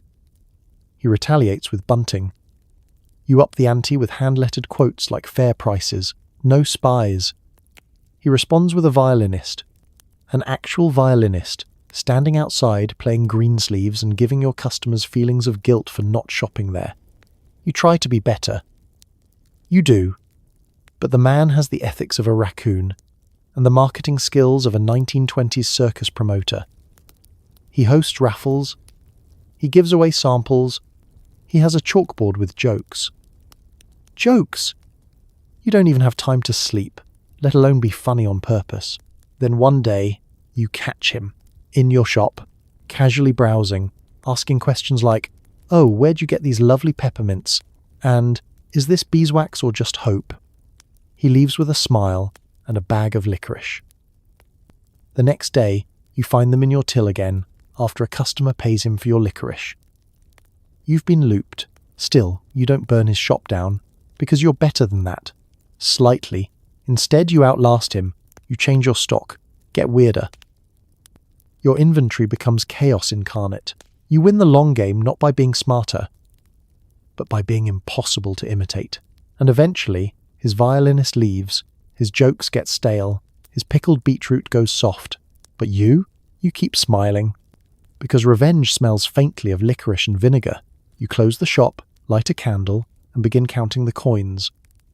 Halfpennies, farthings, bent shillings, and every so often you find a mysterious slug in the till. Again, it's the final ritual of every Victorian shopkeeper's day. The moment when, after 14 hours on your feet, you sit down, crack your spine like an old book, and realize you're about to spend another 2 hours doing maths by candlelight with a pencil that's shorter than your patience. The till, if you can even call it that, is a glorified wooden drawer with a sticky spot and one nail that's actively trying to stab you. It contains the sum total of your day's labour. Coins of every shape, size, and questionable legality. There are farthings so thin you can see through them. Halfpennies that have somehow multiplied like damp gremlins. Shillings from a reign you're pretty sure predates plumbing. And always, that single slimy garden slug pretending to be legal tender. You sort the coins into little piles, whispering prayers to the gods of arithmetic. The candle flickers dramatically. A breeze sneaks in through the floorboards and carries away a vital receipt. You begin again. Every now and then you find something unusual. A button. A token. A child's tooth. You hope it's a child's. Someone once paid you with a token for a free pig, redeemable only in Essex. You keep it in a jar labelled suspicious currency next to the pickled onion that looks like Queen Victoria. And then comes the math. You log every sale into your great ledger, which weighs more than the family dog and smells like regret. The ink is faint. The lines are crooked. Your writing slowly devolves into ancient runes as fatigue sets in. You meant to write 4p barley sugar. What you actually wrote looks like ape, burly shrug. You cross it out. You cross it out again.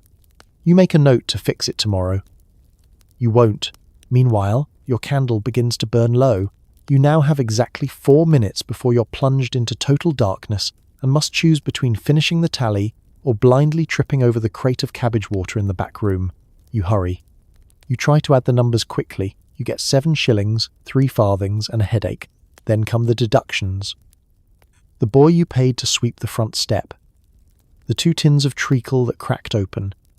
The cat who knocked over the vinegar again. The chalk you used to write. No. Credit today, please do not ask on the sign outside. You deduct. You deduct again. Somehow, you are now at -2 shillings. You begin to suspect the slug has more savings than you do. You count again. Coins rattle like accusations. You recheck the ledger. Your ink has smudged and now looks like it was written by a drowning octopus. You try to remember who bought the licorice. You forget. You write probably someone. Your spouse comes in, sees you hunched over coins and candle stubs, and says something comforting like, "Still at it?" You consider responding. Instead, You quietly eat a peppermint for strength and keep counting. At long last, you finish. The totals are probably wrong. The math is definitely wrong. But the candle is down to its final gasp, and your left foot has fallen asleep. You declare victory. You hide the coins under the floorboard. You close the ledger. You take a breath. Tomorrow, you'll do it all again. Open the shop. Smile at the rude customers. Chase the cat off the licorice. Wrap 5 dozen items in brown paper. And end the day in this exact same spot, counting farthings like a dragon with poor eyesight and no hoard. But for now, you rest. One hand ink-stained, one slipper missing, and just enough coins to survive another day. Your living space is behind a curtain next to the pickle barrel. Privacy is a myth. Your toddler is teething next to the biscuit tins. Your in-laws are napping in the dried fruit aisle. There is no line between work and home. There's not even a dotted suggestion. Everything smells faintly of treacle and boiled cabbage. Your pillowcase doubles as a flour sack. Your dining table is also your wrapping station. And your children refer to the broom closet as the quiet room, because it's the only place anyone can cry in peace. You try to keep things separate. You really do. You hang a curtain. It flaps mournfully whenever the door opens. You move the baby's cradle to the back corner near the vinegar jugs. That lasts 10 minutes, until someone knocks over a jar of onions and the baby decides that screaming is a valid lifestyle choice. Your bed? It's in the loft above the stockroom, technically a bed. Mostly a pile of wool blankets on top of a wooden crate that once held sardines. You bang your head every time you sit up too quickly.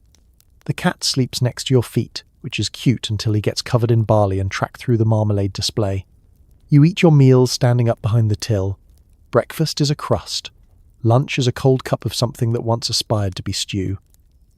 Dinner is a handful of raisins and a stare into the middle distance. If you manage to sit, someone always rings the bell, or shouts, or bursts in demanding mustard for an emergency. Your in-laws? Permanent fixtures. His snoring harmonizes with the creak of the floorboards.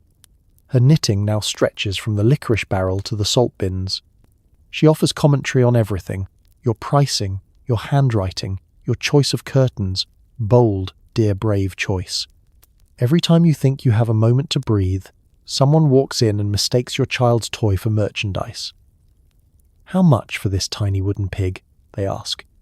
You consider replying, "That's my son's only possession," and you're holding it upside down, but instead you say, "Not for sale," and smile like a person who hasn't slept near vinegar fumes for 8 consecutive months. Bathing? Laughable. Your tub is a metal basin behind a stack of oatmeal sacks. Your bathwater is heated 1 kettle at a time, unless the stove is being used to warm the lard. You bathe under cover of darkness while the rest of the family sings loudly to preserve the illusion of dignity. Your free time happens between 11:47 p.m. and the moment your eyes betray you. That's when you sneak behind the curtain, kick off your clogs, and collapse next to the pickle barrel, where the air smells like salted despair. Sometimes the baby's asleep. Sometimes the baby is eating string. You take what you can get. And yet, somehow, you make it work. You master the art of stepping around children, cats, and stock barrels without knocking anything over. You learn to cook using only dry goods, 1 pan, and a candle flame. You discover how to fold laundry, prep invoices, and shush a baby all at once. Your house may be a shop, your shop may be your house. But you've achieved a kind of grim domestic multitasking that borders on heroic. You're not just a Victorian shopkeeper. You're a parent, a cook, a cleaner, a nurse, a stock manager, and a part-time candle snuffer. So tonight, when someone knocks on your front door just as you're settling in for your 1 moment of peace, you sigh, you adjust your apron, and you open the curtain, because the shop never truly closes. And neither, it seems, do you. He doesn't knock. He doesn't smile. He just walks in, counts your shelves, and writes things down in a tiny notebook. You're not sure what he's writing. You just know you won't like it. There is a specific dread that accompanies the arrival of the Victorian taxman. It's a quiet horror. No thunder, no shouting, just the soft, solemn footsteps of financial judgment. He enters like a ghost with a pencil. He observes like an owl that learned math. And somehow, without saying a word, he makes you feel guilty for existing. His coat is always grey, his boots are always clean. His eyes have seen generations of shopkeepers attempt to hide jars behind curtains. You tried once. You moved the good barley behind the pickles. He found it in under a minute, made a note, and raised a single eyebrow. You still think about that eyebrow. He carries a ledger of his own, of course, a smooth little black book that seems to contain the entire history of your sins. You've never seen what's in it, but you're pretty sure it includes phrases like suspicious cabbage placement and unusual jam math. Sometimes he writes without even looking. You're certain he's doodling gallows. Inventory seems high this month, he says, while staring directly at your soul. You consider lying. You consider crying. You settle on a polite laugh that sounds like a dying goat. He counts things you didn't even know had tax. Floor space. Ink bottles. That slightly cracked window pane. He asks about your firewood usage, your flour storage, your vinegar margin, and, just once, he asked if you had more than one cat. You said no. He wrote something down anyway. You offer him tea. He declines. You offer him biscuits. He inspects them for 5 minutes before nodding, unimpressed. He eats exactly one, then places the rest back on the plate like he's performing an exorcism. You think you hear him whisper excessive, but you can't be sure. Every item in the shop feels like a ticking financial bomb. That barrel of apples could be taxable under perishables. The lamp oil, technically flammable goods. The crate labelled Misk. Dusty jars. He doesn't say a word, just circles it 3 times and moves on.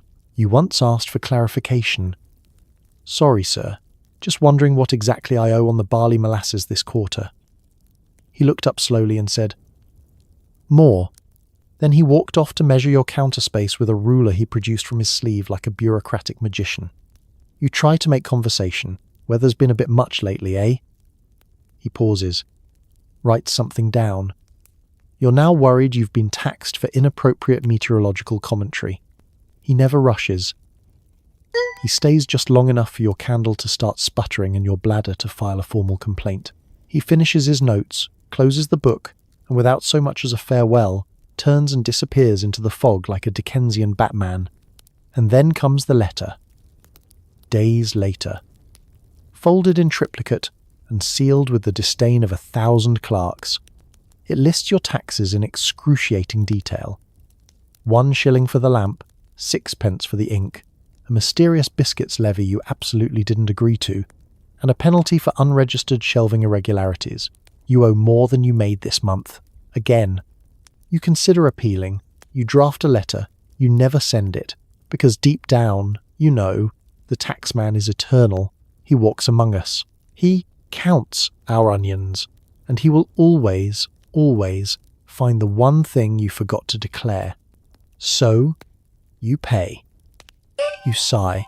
You put the letter in the drawer next to your slowly imploding receipts. And you pray that next month he'll get distracted by Mr. Pinchley's illegal spice rack instead. Every December, your shop turns into a scene of Dickensian chaos. People scream about plum pudding, demand impossible gift wrap, and threaten violence over ribbon. Christmas, in theory, is a time of peace, joy, and goodwill toward men. In practice, it's 6 weeks of sugar-fueled hysteria, rain-soaked shoppers, and a level of public panic usually reserved for natural disasters. Your shop becomes ground zero for a Victorian holiday meltdown. It begins mid-November, when someone timidly asks, "Will you be stocking holly this year?" You say yes. You lie. You have no idea where one acquires holly. Probably from a shrub. Or an old man named Cedric, who lives in the woods and trades only in riddles. Either way, you say yes because saying no is how riots begin. Soon, everyone's asking for things you've never stocked in your life. Figgy pudding mix, orange peels imported from Spain, a very specific tin whistle that plays God Rest Ye Merry Gentlemen, and nothing else. You try to explain that you sell soap flakes and vinegar. They blink at you like you've cursed their ancestors. Then comes the tinsel, or, in your case, shiny thread-like substance of festive suggestion. It's made of leftover foil, string, and desperation. Children love it. Adults wrinkle their noses and say, well, Pinchley has proper tinsel. You fantasize about setting Pinchley's shop on fire using a flaming plum.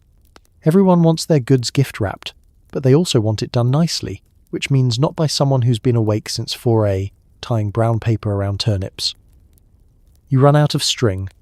You start using twine. You run out of twine. You start using old shoelaces. No one thanks you. One woman brings you 27 identical jars of jam and says, "Could you wrap each with a personal note for my nieces?" You say yes. You regret it. Your hand cramps. You write the same line on all of them. "Merry Christmas, enjoy this jam." By mid-December, you stop pretending to sleep. You live behind the counter, surviving on broken biscuits and sips of sherry you swore were for the customers. You've developed a nervous twitch every time someone says pudding. The music doesn't help. There's a man outside singing carols with the enthusiasm of a dying crow. He knows only one verse of Good King Wenceslas and sings it repeatedly, slightly louder each time, as if volume will summon the remaining lyrics. You pay him a sixpence to stop. He smiles and switches to God rest ye merry gentlemen, out of tune and out of spite. You try to make the shop festive. You hang a bit of pine from the ceiling. It drops sap into your hair. You light a candle-scented Yuletide cheer, which mostly smells like cinnamon and crushed optimism. A child eats part of it. No one stops him. Every customer is either too cold, too late, or too loud. They barge in, demand to know why you're out of goose fat, and then accuse you of ruining Christmas. You apologize. You do not cry. You simply place another peppermint in your mouth and let the menthol dull your emotional responses. And then, finally, December 24th arrives. You close the door, you flip the sign to done, and you collapse into a pile of unsold chutney. Your hands are stained with ink, your back is ruined, and your festive spirit is somewhere in the alley behind the pickled eggs. But somehow, in the wreckage, there's a moment of peace. A candle still burns. A customer left a tin of biscuits behind and you claim them as your birthright. Your family gathers around, exhausted and covered in tape, and you all agree, never again, until next year, when someone, probably Mrs. Peabody, will knock on your door in early November and whisper those terrifying words. "Do you have any ribbon?" Once in a blue moon, someone nice walks in. They pay in full, they smile, they say thank you. It happens so rarely that at first you're suspicious. You assume they must be casing the place, or secretly working for Mr. Pinchley next door. Or perhaps they're a taxman in disguise, here to lull you into a false sense of security before slapping you with a politeness tariff. But no, this person is genuine. They smile without malice. They ask for their goods without issuing demands. And when you tell them the price, they reach into their purse, count out the exact change, and place it on the counter without sighing or muttering about the good old days. The first time this happens, you're so startled you nearly fall into the pickled egg jar. Your hands are used to defensive wrapping, swift, tense, ready for accusations of short measuring. But now they fumble as you try to remember how to interact with a human being who doesn't hate you. They make pleasant small talk. They ask how your day is going, not in the Victorian passive-aggressive way, but sincerely. You panic and almost tell them the truth, that the cat ate part of your licorice stock, the flower boy hasn't shown up, and you've been wearing the same socks for 4 days, but instead you say, "Oh, quite well, thank you." Then you immediately regret lying to your new favourite person. They don't complain about prices. They don't poke the cheese. They don't try to pay in buttons, riddles, or promises of future payment. When you hand them their parcel, they thank you again, out loud, with genuine warmth. For a moment, you forget you're a Victorian shopkeeper with back pain and a business model built on emotional endurance. You're just a person, interacting with another nice person. Sometimes these good customers even return. They become regulars, your tiny lifeboats in a sea of vinegar-soaked chaos. You look forward to their visits. You see them through the window and your shoulders unclench. They ask about your family. They bring you news that isn't terrible. They even, on occasion, bring you little gifts. Of course, they're still Victorians. They might disappear for weeks because of a sudden trip to the coast, or the gout, or the mysterious illnesses people in this century acquire just from looking at damp wallpaper. But when they return, it feels like the shop itself sighs in relief. You savour every good customer because they're the antidote to the rest. After a day of vinegar hagglers, sticky-fingered children, and men demanding candles that don't smell so much like candle, one kind soul can restore your faith in humanity, even if that faith only lasts until Mrs. Peabody bursts in demanding goose fat and credit. The best ones don't just buy things, they see you. They understand you're not just a faceless dispenser of goods, but a tired human being who has wrapped enough brown paper to last several lifetimes. They say things like, "You've been busy," in a tone that carries sympathy, not judgment. And when they leave, you find yourself smiling, genuinely, not the dead-eyed smile you reserve for awkward price disputes. You think about them later.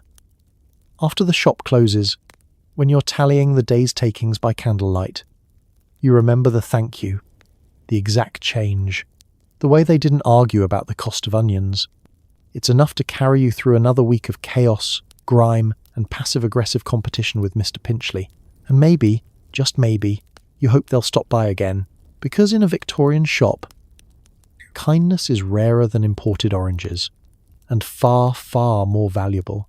You hear everything. Who's in debt? Who ran off with the milliner? Who's got consumption? It's not glamorous, but it's the only drama you get that doesn't involve spilled treacle. Your shop counter is more than a place of commerce. It's a stage, a confession booth, and occasionally a courtroom. Customers drift in not just to buy vinegar or soap flakes, but to unburden themselves of scandalous tidbits they've been holding on to since the market. You never ask for this information. You don't need to. Gossip in a Victorian town flows like molasses, slow, sticky, and impossible to avoid once you've got some on your hands. It starts innocently enough. Mrs. Beeton comes in for flour and casually mentions that Mrs. Liddle's husband was seen loitering near the draper's shop after dark. You raise an eyebrow, which is the correct shopkeeper response. It signals polite interest without open judgment. Mrs. Beeton leans in, lowers her voice, and now you're learning about an alleged dispute over a hat that cost more than a man's week's wages. Some gossip is harmless, little sprinkles of community spice. But some is enough to make you drop your pen mid-ledger, like the time you learned that Mr. Webb, the respectable banker, was seen carrying a pineapple in the dead of night. No one knew where he got it, no one knew why. Half the town was convinced it was a symbol of secret society membership. The other half thought it was a gift for his mistress. You just wondered how on earth he afforded a pineapple. As a shopkeeper, you develop a skill for filing gossip away in your mind while continuing to wrap goods, weigh sugar, and say, "That'll be 3 farthings, please," without missing a beat. You also become fluent in the Victorian art of vague commentary, never confirming anything, never outright denying, always letting the customer feel like they've given you a precious gem of forbidden knowledge.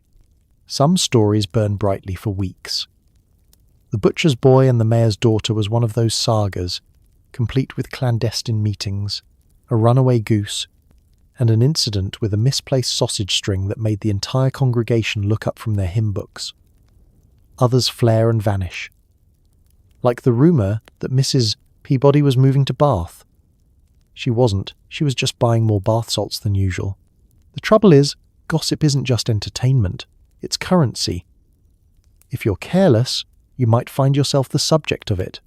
One slip of the tongue, one comment about a customer's mismatched gloves, and suddenly the whole town thinks you're going bankrupt or running an underground marmalade ring.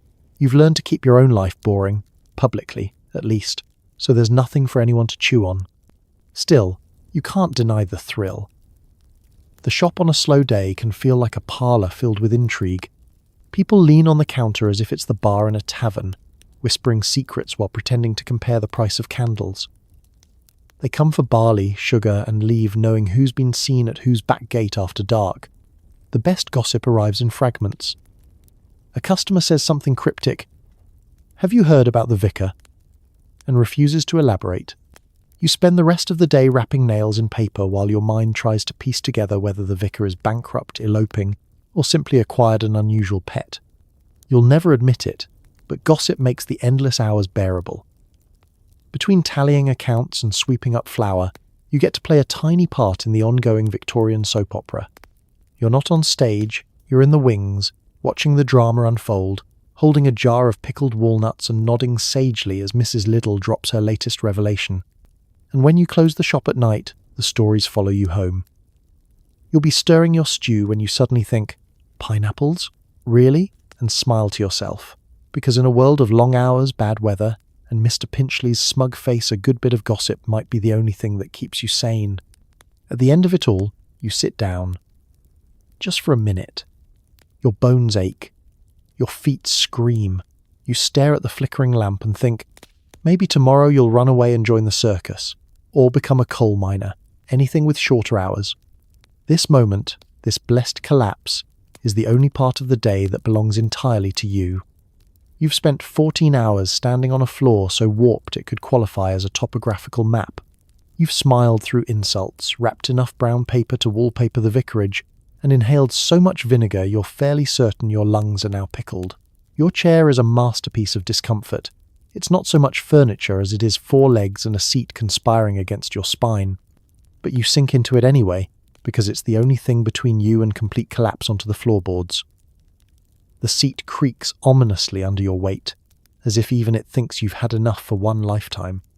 The shop is quiet now, except for the faint drip from the roof into a bucket in the corner. You should fix that leak. You won't. The flickering lamp casts shadows over the shelves, making every jar look like it's plotting something. You've been here so long you swear the treacle tins have personalities. You take off your apron. It feels like shedding a skin made of dust, sweat, and faintly suspicious stains.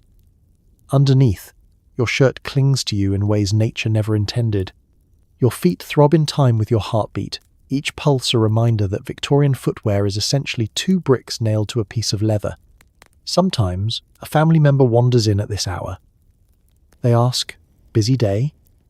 You just stare at them, because the question is either absurd or cruel. Other times, you sit in complete silence, letting the stillness seep into you like tepid tea into a cracked mug. You think about the circus idea again. Sure, you don't know how to juggle, but you've balanced ledgers, customers, and 3 barrels of cider while a child screamed about boiled sweets. Surely that counts. And coal mining, well, at least the mines don't have Mrs. Peabody demanding lard on account. Sometimes you fantasize about closing the shop forever. Walking away, letting Mr. Pinchley have your customers so you can spend your days sitting by a fire somewhere far from the smell of paraffin. But then you remember that the shop is also your home, your livelihood, and, annoyingly, the only place you know what to do with yourself. So you stay in the chair a little longer. The cold creeps in from the door that never shuts properly. The bucket in the corner fills one slow drip at a time. Your hands still smell of vinegar and coal dust. And yet, here you are, still upright, still breathing, still planning to do it all again tomorrow. Eventually, you stand, slowly, like an old hinge that hasn't been oiled in decades. You shuffle to the living space behind the curtain, blow out the lamp, and the shop is swallowed by darkness. The smell remains, of course, it always does, but the silence is something close to peace, lying in your bed, such as it is. You can still feel the ghost of the chair beneath you, the dull ache in your back, the weight of the day pressing down. Tomorrow the shutters will open again, and you'll be back to selling vinegar and pretending you don't notice the mice in the barley. But for now, you're still. You're done, and for the next few hours at least, the only thing you're selling is the idea, however impossible, of rest. Would you happen to have 4 farthings for this ha'penny and a groat? The customer asks, as if you're a small human bank with legs. You don't. No one does. Victorian currency is a mathematically malicious soup of shillings, sovereigns, crowns and coins with names that sound made up. You spend half your day rummaging under the counter like a raccoon in search of a sixpence, trying to avoid making exact change using 19 separate coins and a button that looks vaguely legal. The first problem is that there are too many denominations. You've got pennies, halfpennies, farthings, half-farthings, why? Shillings, florins, crowns, guineas and sovereigns, and they're all worth something completely irrational, like fourpence halfpenny plus a tuft of goat hair. Whoever designed the system clearly wanted to keep shopkeepers in a constant state of sweaty mental arithmetic. It's not like you can just round up or down either. Customers expect exact change with the intensity of a hawk watching a mouse. Hand them one coin too many, and they'll stare at you like you've handed them the crown jewels.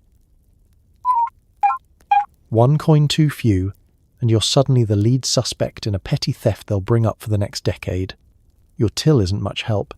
It's a wooden drawer that sticks on damp days and contains exactly 4 farthings, 3 halfpennies, a bent shilling, and a mysterious coin from somewhere that may or may not exist. You've kept it for years, hoping it might be valuable. It's not. You once tried to pass it off as a halfpenny, but the customer squinted and asked, "Is this from France?" The ritual of change-making is equal parts performance and blind luck. You nod thoughtfully, as if running complex equations in your head, while in reality you're just stalling for time, hoping the right coins will appear. You stack pennies. You unstack them. You jingle coins dramatically. Eventually, you hand over something that seems correct, and pray they don't do the math until they're halfway home. Sometimes you try to break a larger coin, but that just creates more problems. Suddenly, you're holding a fistful of tiny change that will inevitably spill onto the floor. Then you're down on your knees, scrabbling around for a lost farthing while your customer leans over the counter to ask if you've looked properly. There are also those customers who treat change-making as a personal challenge. They'll hand you an odd combination, say a crown, 3 pennies, and a piece of string, and cheerfully announce, "That makes the exact amount." You smile politely, while your brain collapses like a poorly built trifle. And then there's the dreaded moment when you realize you've given the wrong change hours after the fact. You can't run after them. They're probably halfway to the next village by now. So you just accept that somewhere out there, someone has either been cheated or given a windfall because you mixed up a shilling and a florin. You develop strategies. You hoard small coins like a dragon, guarding your stash from both customers and your own family. You start encouraging exact payments by pricing things in awkward amounts, 5 3/4 pence for a loaf of bread. You even get good at subtly palming off battered coins that would be rejected anywhere else. But no matter how clever you get, you can't escape the endless rummaging, the constant clink and clatter of coins, the deep dread of someone asking for change for a sovereign when you've barely made that much all week. And so, you continue the performance, the raised eyebrow, the slow counting, the little sigh of satisfaction as you hand over the coins. You're not just a shopkeeper. You're a magician, a mathematician, a diplomat in the delicate world of Victorian currency, and if you ever do manage to make exact change without overpaying or underpaying, well, that's the closest thing you'll ever get to a standing ovation. The market outside is roaring, fishmongers bellowing, horses neighing. Someone is possibly being mugged. Inside your shop, silence. A customer walks in, takes one whiff of the air, pickled cabbage and wet dog, and slowly backs out. You stand there with your sad little jar of boiled sweets and wonder what it feels like to work in a quieter, more dignified profession, like cannonball loader or plague cart driver. It's one of those days where the noise outside is almost taunting you. The shouts of fresh mackerel and turnips 3 for a penny are like carnival barkers pulling coins out of pockets you'll never see. You can hear a man somewhere down the street selling dubious miracle tonics at a pace that could outsell the Bible. Meanwhile, you're sitting on a stool, staring at a wall of pickled onions no one's buying, wondering if you should just start eating them yourself for the company. It's not that your shop doesn't have charm, at least. You think it does. But charm doesn't carry well over the sound of a brass band parading down the high street. Yes, sometimes there's actually a brass band, banging out a tune so loud you can feel your jars of treacle vibrating in sympathy. You try to call out to passers-by, but your polite Victorian voice is no match for a man screaming about eels so fresh they're still considering their options. The foot traffic problem becomes painfully clear when you see customers looking at your shop, squinting through the window, and then heading straight to the baker's instead. You can't blame them. The baker's window smells like warm bread and cinnamon. you've tried to compete. Once, you stood outside calling out your goods in your best market voice, but all it earned you was a sore throat and a side eye from Mr. Pinchley, who somehow managed to slip the word pathetic into his sales pitch for beetroot. Another time you hung bunting in the doorway, hoping it would make the shop look cheerful. The wind shredded it in under an hour. Sometimes the noise outside isn't even from the market, it's from disasters. A cart overturns, a chimney collapses, someone's escaped goat is headbutting random strangers. People crowd the street to gawk, and your shop becomes invisible. You could be giving away free tea and no one would notice because all eyes are on Mrs. Chalmers' attempt to wrangle her runaway pig. The worst part is the silence inside. You become painfully aware of the creaks in the floorboards, the tick of the clock, the faint drip from the leak in the corner. Every sound feels too loud in the emptiness, so when a customer finally enters, you overcompensate with a greeting so enthusiastic they flinch. And then they leave again. Maybe they were just looking. Maybe they remembered they had errands elsewhere. Maybe the smell of paraffin reminded them of their childhood attic, and they got lost in nostalgia. Whatever the reason, you're back to leaning on the counter, listening to the outside world feast, haggle, and argue while your own tills gather dust. Still, there's a strange peace in it too. No customers means no arguments over the price of soap flakes, no debates about whether your candles are too candly, no sticky-fingered children fondling the licorice. Just you, the jars, and the muffled chaos beyond the glass. But you know it can't last. Eventually, the market outside will wind down, the brass band will tire, and someone will wander in with an impossible request, flour, but in a shade less beige, and you'll serve them, because that's what you do. Until then, you stand watch in your little kingdom of vinegar and dust, listening to the world outside roar while your shop sighs quietly to itself. It happens in slow motion. One moment, you're dusting tins of sardines. The next, the entire shelf, nails, wood, sardines, and dignity, comes crashing down like the Victorian stock market. You stand motionless as jars roll under tables and vinegar soaks into your socks. Outside, Mr. Pinchley hears the crash, and you just know he's smirking through his front display of aggressively symmetrical apples. The first sensation is disbelief. You stare at the wreckage, convinced that if you just blink hard enough, it will put itself back together, like a polite magic trick. It doesn't. Instead, the sardines fan out across the floor like they're fleeing the scene, sugar spills in mocking little dunes, and one jar of pickled walnuts has chosen to break open directly under your chair. The smell hits next, a heady, eye-watering cocktail of fish oil, vinegar, and Victorian dust.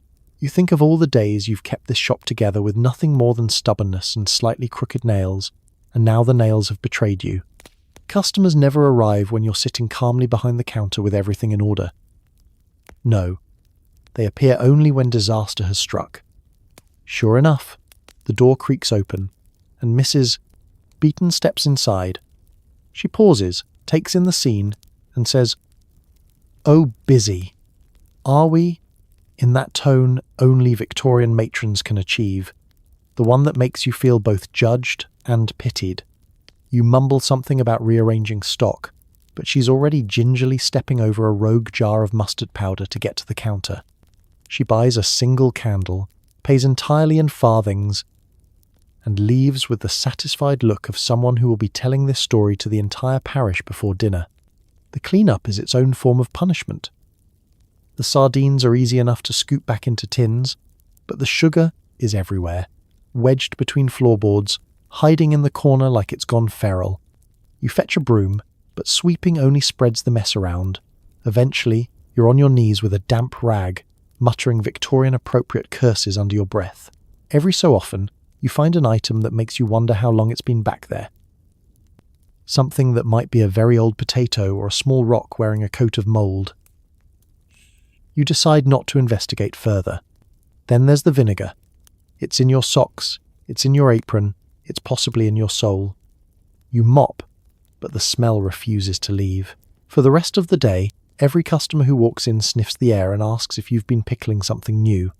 And just when you think you're done, You realise the shelf itself still lies in splintered disgrace on the floor. You try to lift it back into place, but Victorian shelving is designed to weigh as much as a fully grown donkey. You get it halfway upright before it tilts and smacks you on the shin. You leave it there, propped against the wall like a sulking child, and tell yourself you'll fix it tomorrow. By evening, you're exhausted. You sit down behind the counter, only to hear the crunch of sugar under your chair legs. You close your eyes. You imagine Mr. Pinchley next door still smirking, and you know deep down that the real tragedy isn't the lost sardines, or the ruined shelf, or the vinegar in your socks. It's that this will happen again. Not today, not tomorrow, but someday soon another shelf will give up on life, and you'll once again be left holding the broom, smelling faintly of brine, and wondering why you didn't run away to join the circus when you had the chance. You thought your job couldn't get any harder. Then the local vicar strolls in, eyeballs a jar of gooseberry jam, and gently reminds you that generosity is a Christian virtue, which is Victorian for, "Can I have it for free?" You now have to choose between keeping the lights on or risking eternal damnation over a fruit preserve. Spoiler, you give him the jam, and he still glares at your dusty display of cough syrup like it personally offends the Lord. The thing about Victorian vicars is that they wield a unique kind of social power, somewhere between a mayor, a gossip columnist, and a moral police officer. If you refuse them a discount, it's not just about losing a sale. It's about potentially hearing a sermon next Sunday that is very specifically about the dangers of greed, featuring a suspiciously familiar example about a certain shopkeeper who hoards gooseberries. It always starts the same way. The vicar arrives at an unhurried pace, as though the very air must make way for him. He doesn't so much enter your shop as he graces it with his presence. He'll stand in the doorway for a good minute, surveying your shelves like an art critic at a particularly depressing gallery. Then comes the slow, deliberate stroll past your goods, hands clasped behind his back, occasionally pausing to tap a tin of condensed milk as if testing its moral fibre. The requests are never straightforward. He doesn't say, "Give me this for less money." No, it's a performance. He picks up a jar, turns it over thoughtfully, and sighs. He'll mention the poor, the struggling, the hungry. Then he'll look up at you with the air of someone who is definitely implying that you should take a hit to your own income for the good of his pantry. And the thing is, you can't really say no. The vicar knows everyone. He'll drop into conversation that he was just having tea with the mayor, or that Mrs. Granger down the lane has been concerned about your high prices. The moment he leaves your shop, you know half the parish will know exactly how much you charged him for jam, and whether that makes you a generous soul or a miserly villain. You try to play it diplomatically, offer him the jam at a small discount, suggest perhaps he'd like something cheaper, like last season's quince jelly. But no, he has his heart set on the gooseberry, and he will leave with it, paying either nothing or some sum so small you're fairly certain it doesn't cover the cost of the jar. What makes it worse is that he doesn't stop there. Oh no. After the purchase or the charitable donation, he'll take a long, slow look around your shop and offer unsolicited advice. Perhaps a little less dust on the shelves? Have you thought of stocking more uplifting colours? That window display quite sombre. You nod politely while your soul quietly roars. Sometimes, if you're very unlucky, he'll also mention parish events that he thinks you should support, which is vicar code for donate goods for free. Before you know it, you're handing over a sack of flour for the good of the community and waving goodbye to your profit margin for the week. The cherry on top? He'll thank you in a way that doesn't feel like thanks at all. Something along the lines of, "It's good to see you embracing the spirit of giving. We'll pray for your prosperity." Which, translated from Victorian vicar speak, means, "I'll probably be back next Thursday for more jam," and you'll let him. Because in this delicate ecosystem of small-town Victorian life, refusing the vicar is more dangerous than running out of candles in December. At least with the candles, you can blame the delivery cart. So you smile, you nod, you offer the discount or the outright gift, and you watch him stroll away with the air of a man who has saved your soul for another week. And then you go back to dusting the cough syrup, muttering to yourself that maybe, just maybe, eternal damnation wouldn't be so bad if it came with the satisfaction of charging full price. You've flipped the sign, you've snuffed the lamps, you've physically unbuttoned your exhaustion, and then a customer appears like a ghost from a Charles Dickens fever dream. Just a quick look, they say, wandering in with all the urgency of a snail on holiday.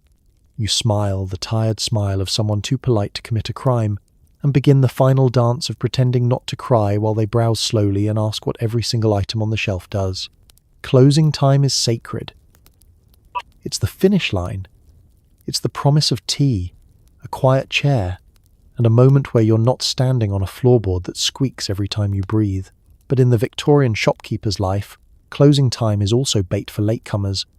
The second you dim the lamps, it's as though a beacon goes up into the foggy evening sky, drawing in stragglers from 3 streets over. They always arrive with an elaborate backstory. "Oh, I was just passing by," they'll say, even though your shop is tucked between 2 warehouses in a dead-end alley. Or, "I just need one thing," which turns out to be a lengthy treasure hunt involving half your inventory. And of course, they always arrive wearing an expression of great surprise that you might be trying to leave. You know how this ends. You've lived this scene before. You'll hover politely while they pick up jars, shake them, sniff them, and ask, "What is this?" About items so self-explanatory you're tempted to answer, "It's a jar of salt, madam." It contains salt. They'll move at a pace that would make molasses seem impatient. Every time they set something down, it will be in the wrong place, leaving you to mentally catalogue the small reshuffling you'll now have to do before you can finally lock the door. Sometimes they're not even here to buy. They want to talk. Long, meandering conversations about the weather, about their nephew's career prospects, about the merits of goose fat for winter chilblains. And you, exhausted, aching, but cursed with Victorian manners, stand there nodding like a decorative shop mannequin while your tea grows colder in your imagination. Then comes the dreaded decision phase. They hover over 2 items, weighing the pros and cons aloud, as if you're there to offer moral guidance.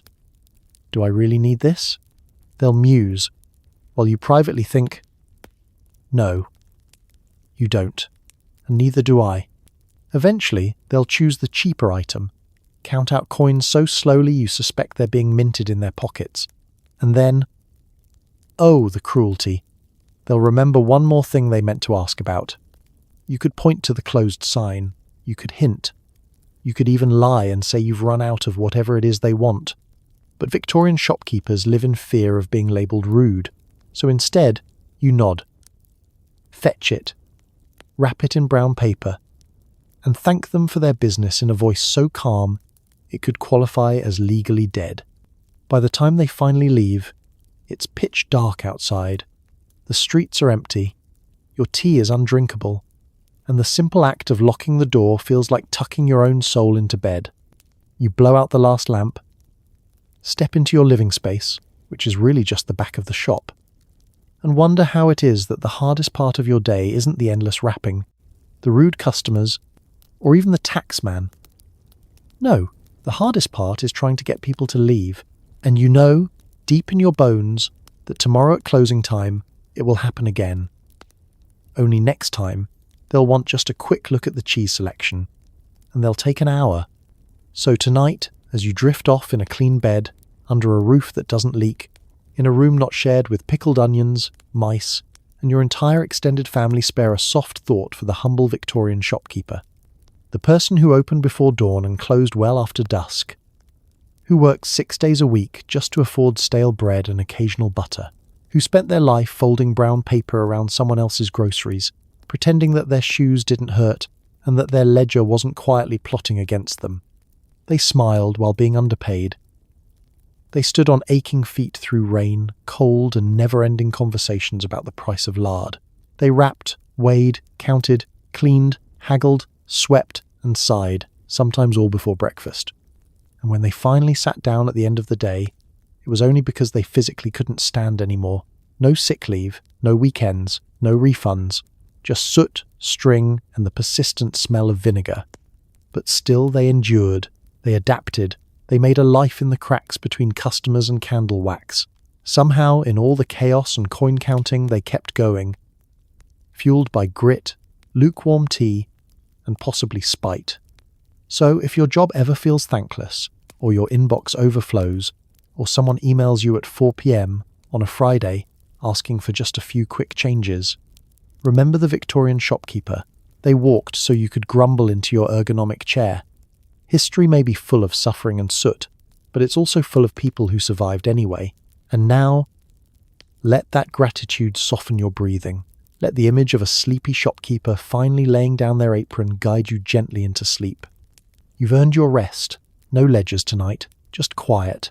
Good night.